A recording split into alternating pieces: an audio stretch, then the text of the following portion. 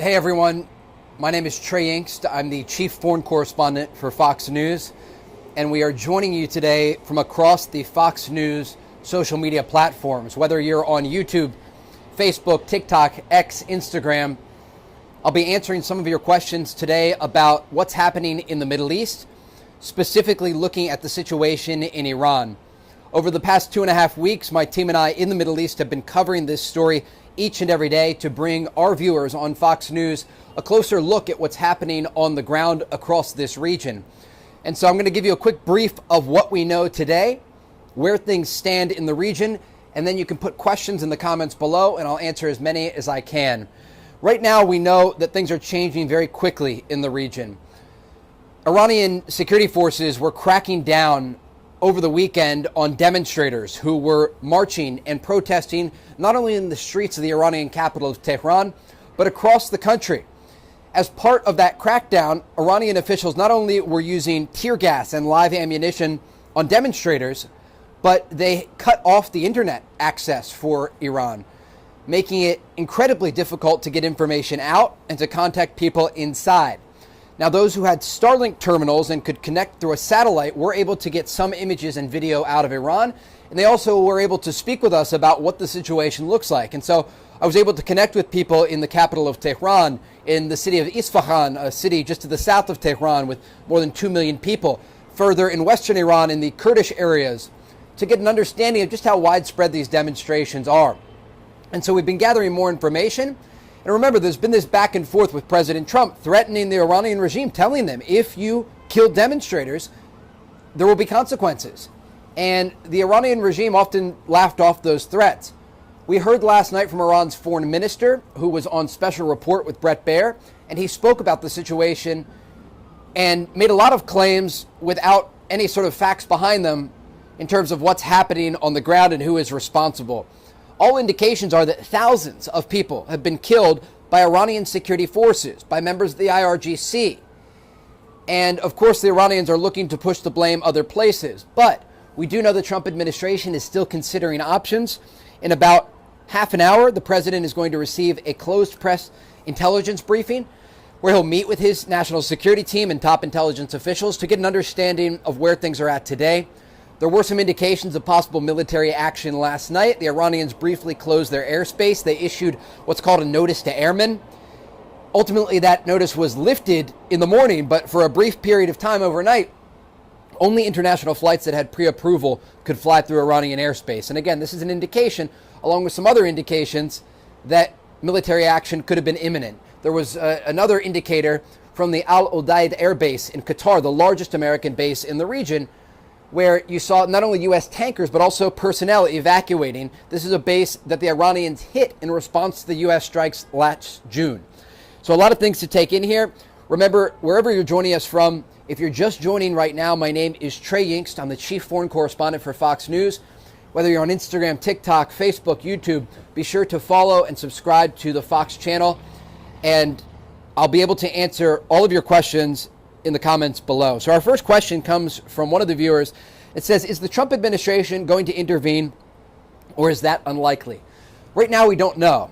According to White House officials, all options remain on the table. The president indicated in a post to Truth Social this morning that he was watching reporting on our channel and saw that the Iranians have committed to not hanging people who previously were arrested as part of this crackdown.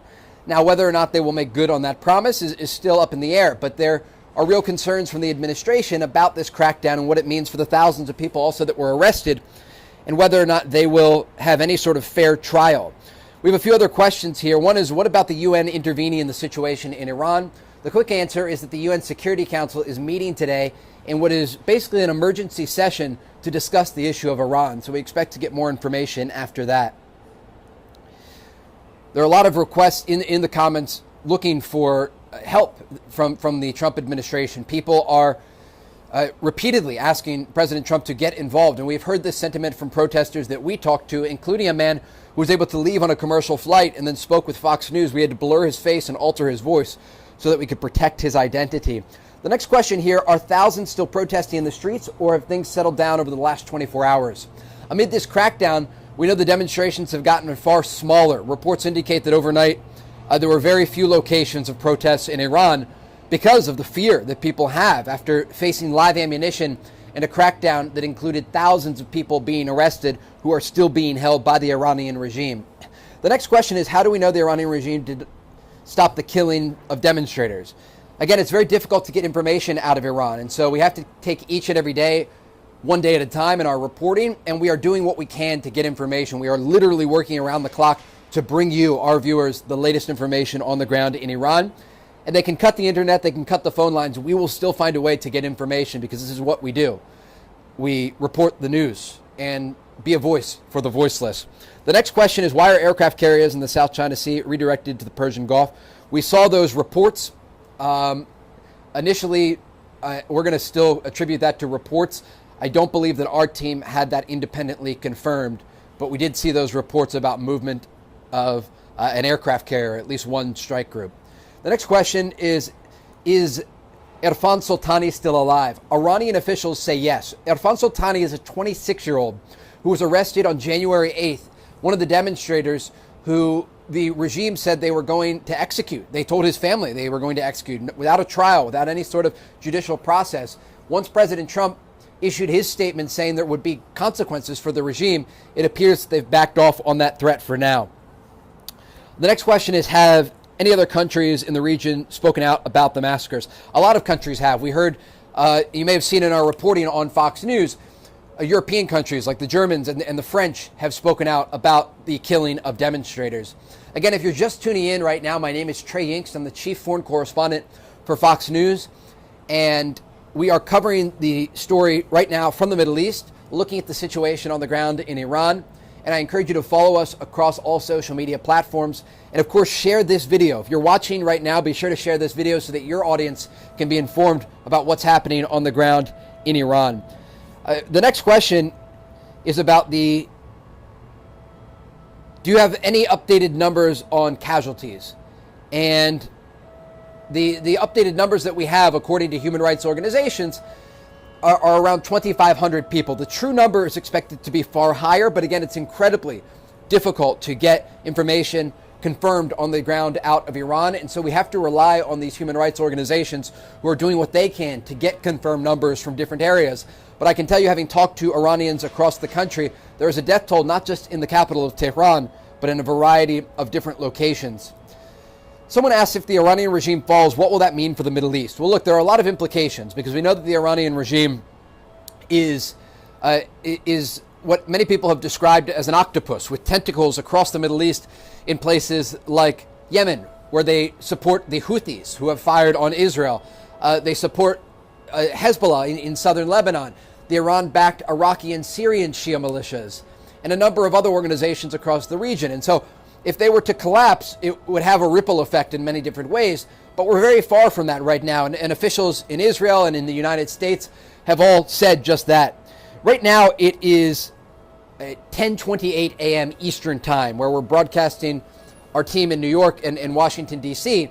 We are right now in the Middle East. But in 2 minutes, I'm going to be able to reveal some new information to you because there is an embargo that lifts on some information that we have from the Trump administration about economic action against Iran, and I'll be able to give you in just about 2 minutes that information. I can read it to you here live. So again, if you are just tuning in, my name is Trey Yingst. I'm the chief foreign correspondent for Fox News. We are reporting right now from the Middle East, as we have been doing for the past almost 8 years. And the next question is, what is the likelihood that the U.S. conducts a strike against Iran? We don't know the likelihood. The reality is the Trump administration has a variety of different options on the table, and they're able to choose. And that is why the president is getting that intelligence briefing in just about 30 minutes, where he will make decisions about what comes next in the Middle East. Someone asked, does Iran have the capability to strike the U.S. or U.S. bases outside of the Middle East? They do have the ability to strike U.S. bases. That is why some personnel evacuated temporarily from the Al Udeid base in Qatar. It has about 10,000 U.S. personnel there, and that's a base that was hit before in June of 2025 after the U.S. strikes that targeted Iran's nuclear facilities. And there are a number of other bases in places across the Gulf and the Middle East that could be targeted. And of course, Israel remains on high alert following the 12-day war last June between Israel and Iran, where we were reporting from this city of Tel Aviv, and there were Iranian ballistic missiles raining down. And so air defense systems here are on high alert, and of course officials here are watching closely about what comes next in the region. So it's now 10:30 a.m. Eastern time, and I'm going to tell you that information that just got released by the Trump administration. It was embargoed until 10:30 a.m., and I can now read you that information. I'm going to bring it to you right now, just as it is breaking. Secretary Bessent announces sanctions against architects of Iran's brutal crackdown on peaceful protest. Again, the Treasury Department has just announced new sanctions on those linked to the planning of this crackdown against Iranian demonstrators. This is quite a lengthy press release that we received earlier today that was under embargo, but there are a number of names of commanders from the IRGC and other officials and organizations that appear to be linked not just in Iran, but also in the region. Some UAE-based companies and one UK-based company on this list that, according to this press release, these are what the Treasury Department is calling financial front companies that are supporting in some ways. So again, we're breaking that news to you here now on social media across Fox platforms that there are new sanctions against those linked to the Iranian regime and the crackdown on these protesters. Someone asked why only economic steps and what do the sanctions mean? Look, part of the reason that these demonstrations erupted initially in Iran in late December had to do with a poor economic situation. The Iranian currency is collapsing. There are poor living standards for the Iranian people, and there are water shortages in places like Tehran, the Iranian capital.